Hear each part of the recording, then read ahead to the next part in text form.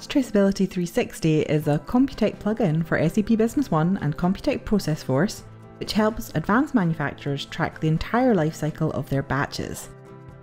There is a simple search and filtering system to help you find the batches that you're interested in the system quickly and easily. You'll then be presented with information about the batch concerning customers who purchased the batch, products affected by the batch, all inventory items with any kind of relationship to the batch, complaints made about the batch, manufacturing orders related to the batch, both at earlier and later stages of the batch's lifecycle, deliveries of the batch, returns of goods related to the batch, AR credit notes associated with the batch, and quality control tests.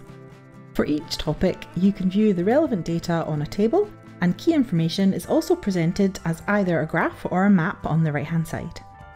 There is also an interactive batch genealogy tree, which allows you to see the entire lifespan of the batch, where it came from, what processes it was used in, and what final products the batch was used in too. This makes it really fast and really easy to see and analyse the relationships between batches, spot the sources of any issues, find out which batches require additional checks or to be recalled, and much, much more. You can also see and open SAP Business One documents related to the batch from Batch Traceability 360. You can search for batches connected to particular SAP Business One documents, analyse the relationships between these batches at the transaction or document level, and download this data as an XLSX file. These features are useful if you want to track down all batches related to a particular document.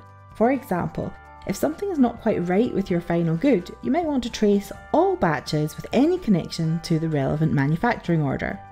Using Batch Traceability 360, you can do this in a few seconds. Finally, you can also change batch status from Batch Traceability 360. So if, as a result of the information you've garnered, there's a need to block any number of batches, you can do this very quickly and very easily.